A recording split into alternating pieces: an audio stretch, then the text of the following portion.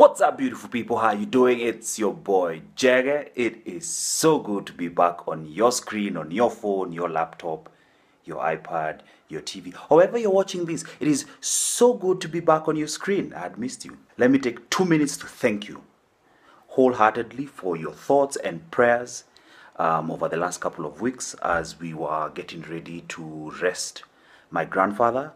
Thank you so much. I would like to tell you the story of a great man.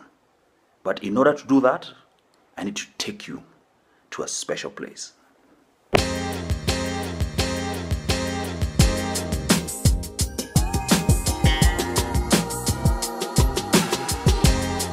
And that special place is called home. Welcome to Nyeri County.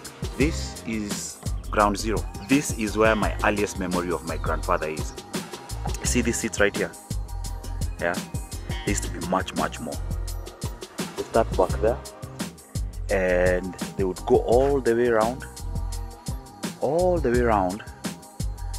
to the gate up there. Yeah, this right here, all the way around again, that right there was my grandfather's home office, and guys would line up here for hours and hours. He would have anywhere between 50 and 200 people who've come to see him. This is a memory from maybe when I was about 7 years old.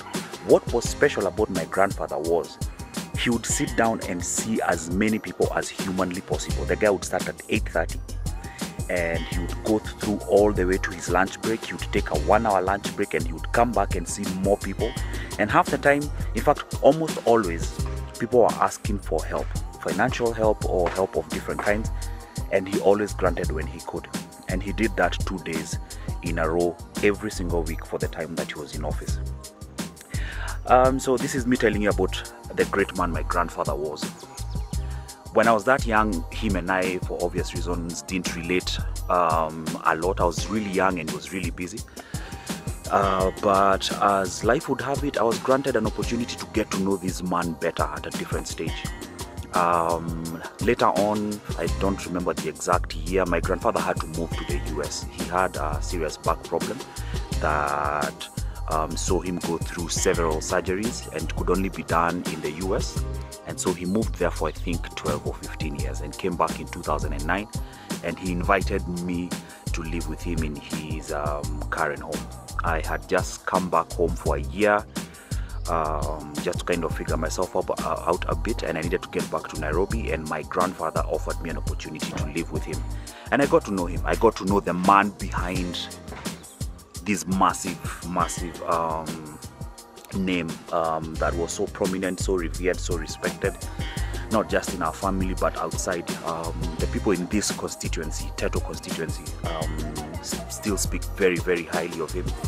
And I got to understand why. He was an amazing guy. We're in Nyeri County, people. One of the things that he always emphasized on repeatedly was just concentrate on your family. Concentrate on your family, take care of your family.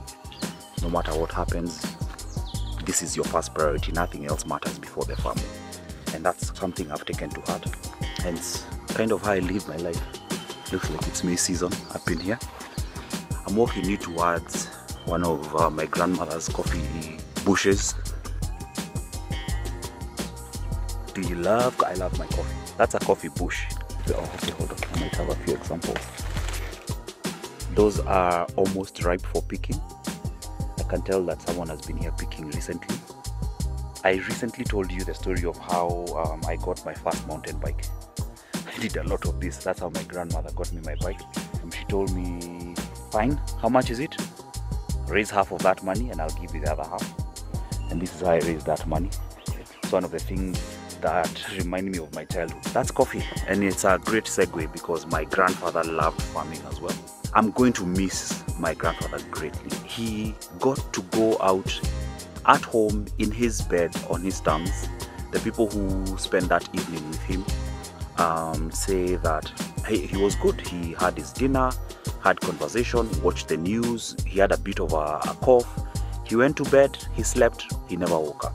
Yeah, for a guy who had spent a ridiculous amount of time in hospital, I feel like he went out on his own terms. He didn't go on a hospital bed. He didn't go after long suffering.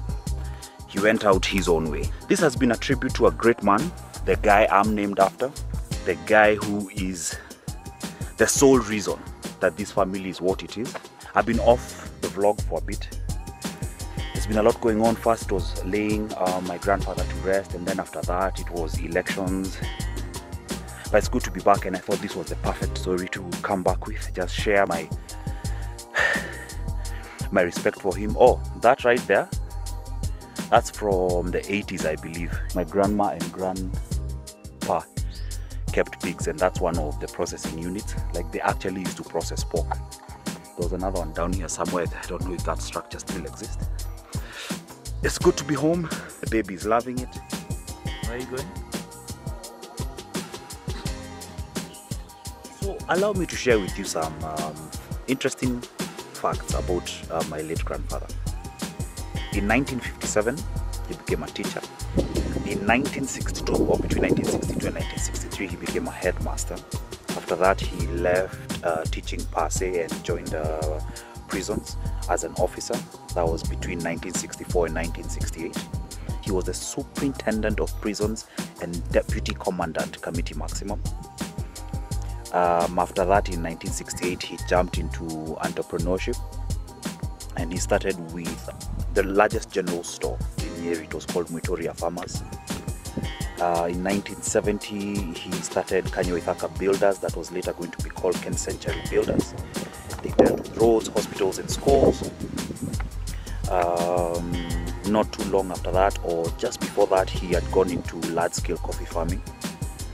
Him and his boy had purchased a large estate that allowed them to grow, harvest, and process coffee. In 1990, he started something called Tropicana Green Vegetable Company. They were exporting vegetables and fruits. And then public life. Between 1969 and 1972, he was the chairman of the National Chamber of Commerce. 1977 to 1978, he was the chairman of GEMA.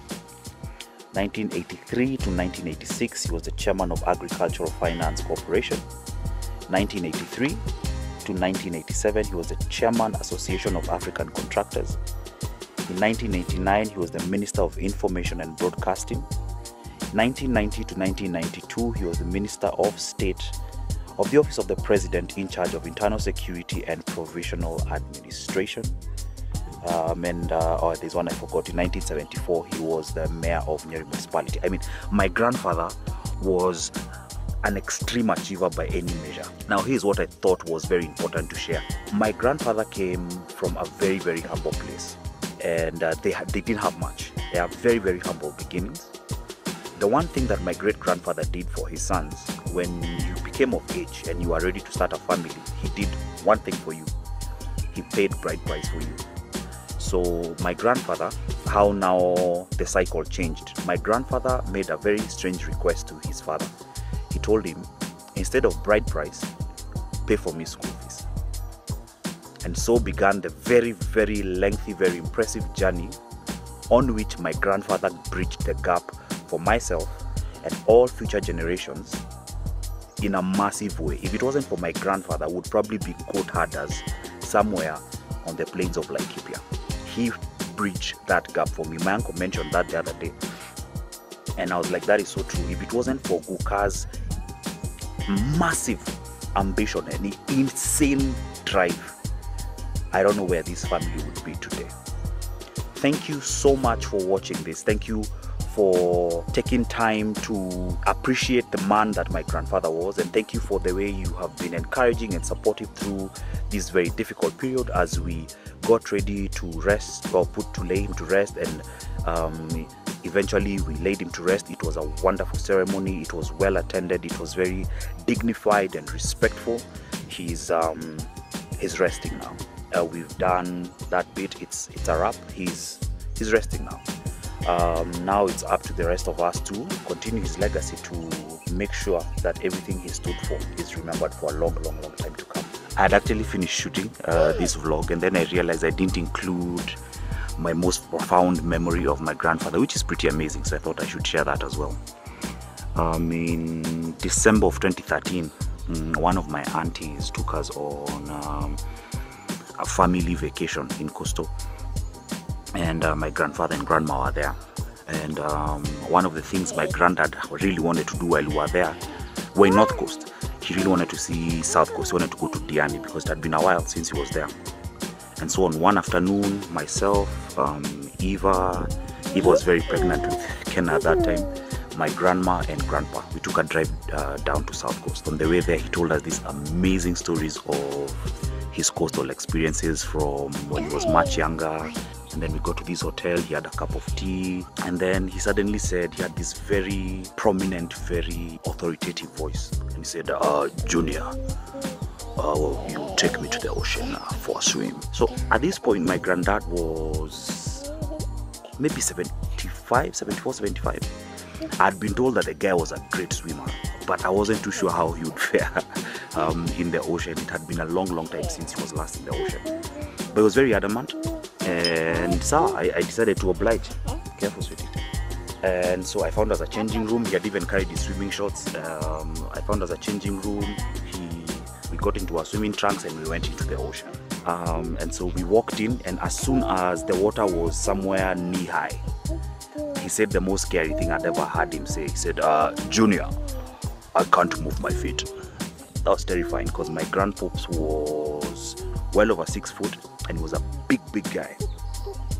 I tried pulling him out of the water, actually tried pushing him out of the water from behind him, and I couldn't. Luckily, the hotel manager had been watching us, and he called a few lifeguards, and we got him out of the water. And I remember him standing there trying to make sure all the sand was off, and he said, seawater is good for you. If you're still watching at this point, thank you.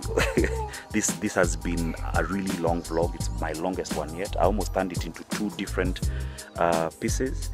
Then I thought, no, I just want it as one piece. Thank you for celebrating my grandfather with me. You are awesome. Manifest your best life possible and be good.